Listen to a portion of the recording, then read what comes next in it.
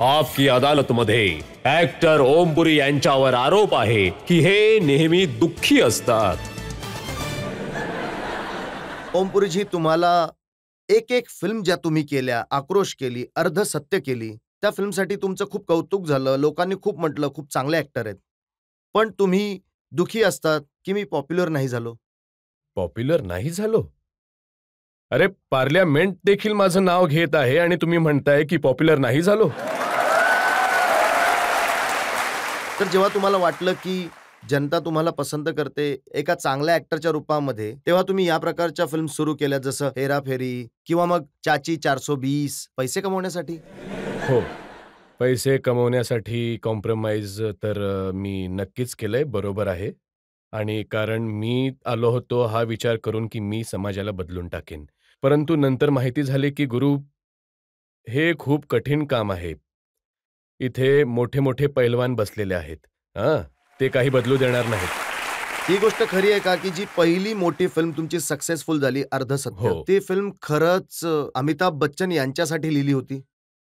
मी असं ऐकलं होतं की बच्चन साहेबांना ऐकवली गेली होती. बच्चन साहेबांना तर एक स्क्रिप्ट दिली होती. परंतु धन्यवाद त्यांनी नाही सांगितले. मी त्यांना खूप खूप धन्यवाद देतो. पण आता जमाना बदललाय. आता जे मोठमोठे हिरो आहेत, ते तसे रोल करत आहेत, जसे तुम्ही करत होतात. हे बच्चन साहेबांनी शिकवलं या सगळ्यांना. कारण की पहिली सुरुवात त्यांनीच केली. आम्हाला वाटले होते यार आम्ही म्हातारे होऊन जाऊ, मग आम्हाला चांगलेवाले म्हाताऱ्यांचे रोल मिळतील. परंतु आता बच्चन साहेब स्टार आहेत. ते तर संपूर्ण काम घेऊन जातात. अर्धसत्य फिल्म जी तुम्ही सुरुवातीला केली, ती करण्यासाठी तुम्ही खूप दिवसांपर्यंत पोलीस कसे व्यवहार करतात याचा स्टडी केलात. तेव्हा माझी ओळख नव्हती, तर पोलिसांनी मला ओळखलं नाही की मी कोण आहे. आक्रोश रिलीज झाली होती, तर मी शांत बसून त्यांना ऑब्झर्व्ह करत असायचो. आणि आमच्या फिल्ममध्ये जे बिहेवियर दाखवलं जात होतं, त्याच्या बिलकुल उलट त्यांचे होते. अगदी उलट. मग मी गेलो गोरेगाव पोलीस स्टेशनला गेलो रात्री. तेव्हा ते म्हणाले, काही पिणार?" मी म्हणालो, "नाही, काही नको." "अरे प्या ना थोडे. ए मारामारी घेऊन ये 2." मी बोललो, "हे मारामारी काय आहे?" ते म्हणाले, की "एक सोडा आणि एक लिम्का. दोघांना मिक्स केलं जाईल. अर्धा सोडा, अर्धा लिम्का, मारामारी होईल." आणि सिटी ऑफ जॉयमध्ये जेव्हा तुम्ही ॲक्टिंग केली, तेव्हा तुम्ही रिक्षा चालवणं शिकलात? हो. मला तर रस्त्यावरती रिक्षा चालवायची होती. तर मी जेव्हा कलकत्त्यात पोहोचलो, मी बोललो, की "दादा माझी रिक्षा कुठे आहे?" तर त्यांनी म्हटलं, की "रिक्षा तुमची सेटवरती आहे." सेट त्यांनी जो बनवला होता, तो खूप मोठा होता तसा, परंतु खूपच उबड-खाबड रस्ता आणि कुठे विटा आहेत, कुठे दगड आहेत आणि छोटे-छोटे रस्ते. मी म्हटलं, "मला रस्त्यावर चालवायची आहे सायकल आपली ही रिक्षा." तर मी बोललो, की "ही रिक्षा तुम्ही हॉटेलमध्ये पाठवा. मी सकाळी उठून रस्त्यावरती जात जाईल." मग ते बोलले, "ठीक आहे." तर मी दुसऱ्या दिवशी सकाळी 5 वाजता उठून चहा वगैरे पिऊन खाली गेलो. 2 ॲक्चुअल रिक्षा पुलर्स माझ्या रिक्षामध्ये बसले ॲज पॅसेंजर्स आणि मी ट्रॅक सूट घालून मूर्खासारखा बाहेर निघून गेलो. 15 मिनिटांमध्ये गर्दी जमा झाली होती, की कोण जोकर आहे, जो साला ट्रॅक सूट घालून रिक्षा चालवतोय. मी म्हटले, की "गुरु हे तर काम नाही करणार." मग मी विचार केला, की लुंगी, बनियान आणि गमछा आणि गमछाचा कोपरा तोंडामध्ये, जेणेकरून जेणेकरून माहिती चालू नये, की कोण आहे.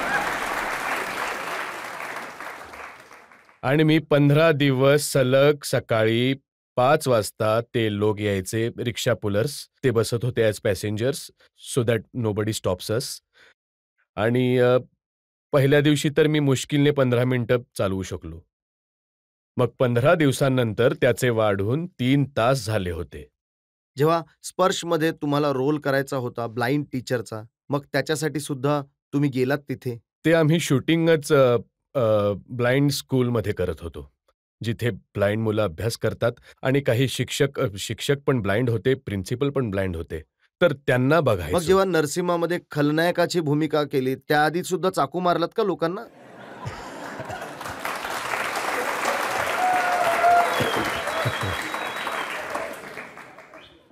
काय सर तुम्ही पण बघा, तुम्ही असे आरोप लावताय माझ्यावर. मग इथे जे लोक उपस्थित आहेत जनतेमध्ये यांना विचारूया की तुमच्या ऍक्टिंग बद्दल त्यांना काय विचारायचं आहे. अरे ही तर तीच आहे ना.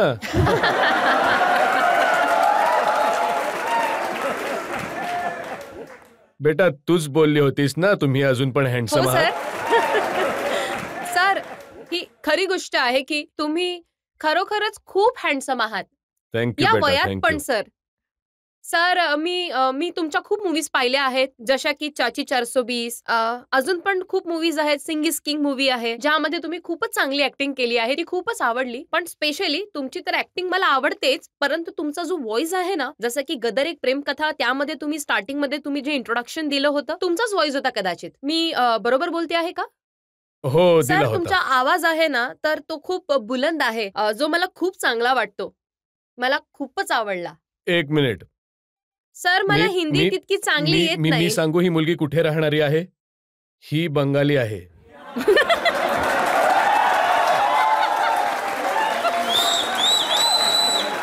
विचारा विचारा हो की सर.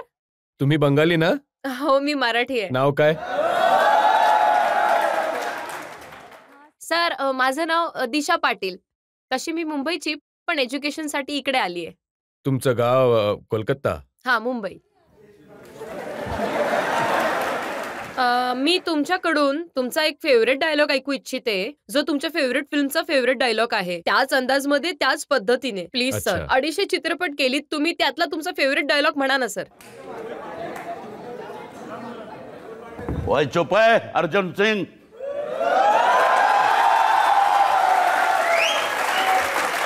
ओए ओए द्रौपदी तेरी अकेले की नहीं है, हम सब शेयर होल्डर हैं.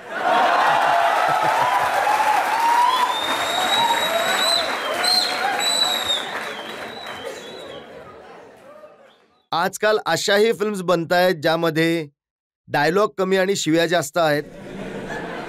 हो तर तुम्हाला कधी संधी मिळाली असं काम करण्याची? सर, मला खरंच अशी संधी अजूनपर्यंत मिळाली नाही. आणि मी काय की मी फिल्ममध्ये शिव्या नाही देऊ शकत सर. मी खऱ्या आयुष्यात नक्कीच शिव्या देऊ शकतो. तुम्ही खूप सिस्टमच्या परंतु हे विरोधात. खरोखरच जे तुम्ही गोष्ट करत आहात खूप महत्वाची आहे. खरंच माझ्या हिशोबाने जी आपल्या चित्रपटांची इज्जत आहे त्याचे पतन होत आहे. 10% फक्त चित्रपट आहेत जे खरोखरच चांगले आहेत. म्हणजे 50व्या दशकानंतर आत्तापर्यंत चित्रपटांचे पतन होत आले आहे. याला फक्त मनोरंजनाचे साधन मानले जात आहे. कोणती यामध्ये कोणत्या प्रकारची सादगी गेली नाहीये. देशामध्ये काय होते आहे, सकाळी पेपर वाचतो तर काय अवस्था होते तुमची. 16 डिसेंबरला काय झालं. इतके निर्लज्ज लोक आहोत आपण. आपला पूर्ण समाज जो निर्लज्ज होऊन गेलाय. या समाजाला चालवणाऱ्यांना झोप कशी येते, भूक कशी लागते माझ्या लक्षात येत नाही.